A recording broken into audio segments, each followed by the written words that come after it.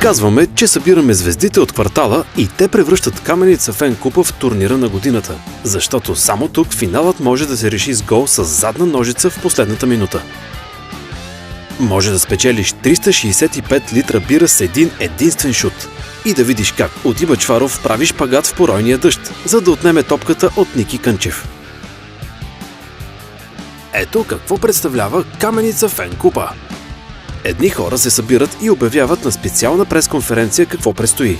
Символиката с олимпийския огън не е никак случайна, защото откриването наподобява церемония по време на Олимпиада. После започват мачовете. Звездите от квартала често събират доста повече зрители от местните професионални отбори. Но кога би могъл да видиш футболистите от родното първенство да играят така всеотдайно при такива атмосферни условия и да бележат толкова атрактивно? Като част от последната Каменица Фен Купа се проведе и мач на звездите, в който идеалният отбор от кварталите премери сили с златните момчета от незабравимото американско лято. Накрая идва време за големия финал. Ето как се чувстват хората, които са преборили конкуренцията на около 2000 отбора и са триумфирали заслужено. Така изглежда турнирът отстрани. Но само хората, които са участвали в него от първата фаза до самия му край, могат да говорят какво представлява Каменица Фен Купа отвътре. Такъв е Иво Конгалов, дългогодишен участник и капитан на Слънце, шампионите през 2006 година. Връщам се назад 6 години, битките през 2006. Страхотен турнир, много продължителен, с старт около 2000 отбора. В крайна сметка шампиони с много голяма битка, борба във всеки матч, за да се стигне до големия финал и до голямата победа.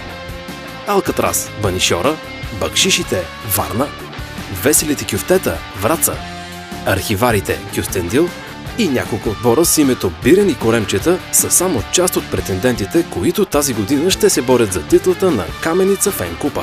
Посланникът на турнира Димитър Пенев често е отговорен за откриването на квартални таланти, които селектира в звезден отбор. Феновете на Фен Купата са разнообразни, от колоритни личности, които бурно изразяват емоциите си, през известни журналисти до звезди от шоу-бизнеса. Искам да благодаря от името на всички фенове на футбола, на Каменица за страхотния турнир, за всички тези 10 годишни усилия. Всичко това се случва в един момент, в който професионалният футбол в България рязко се обезцени. За нас, феновете на най-големият спорт, на Цар футбол, беше добра дошла идеята на Каменица да се създаде такъв аматьорски турнир. Това се случи в времена, когато наистина хората спряха да ходят по стадионите, хората спряха да се интересуват сериозно от българския футбол. В един момент се усети, че силата, че в България има още много енергия в футбола и тя идва от аматьорите. Ево на Каменица, че усети тази вълна и се качи на нея. Честит юбилей на Каменица Фен Купа, дързайте, продължайте още 10 по 10.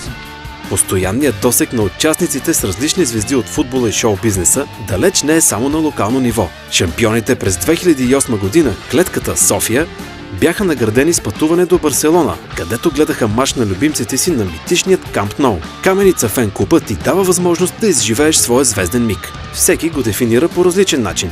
Ние сме първият шампион на Каменица Фен Купа, а тази година смятаме да станем и 10-тия носител на купата. Пътувахме с националния отбор на България по футбол за мача Хърватска-България, заедно с Димитър Бебатов, Стилян Петров и всички други звезди на отбора. Най-вълнуващия спомен в турнира Каменица беше финалния матч през 2008 година, в който нашия отбор успя да спечели. Аз преди 3-4 години ми се усмихна щастие, спечелих 365 литра бира, така да се каже, за по 1 литър на ден. Все пак по 1 литър на ден не се пие толкова лесно. Най-вълнуващия момент за мен беше финала на Каменица през 2010 година, когато успяхме да се съберем за първи път и да достигнем в финала.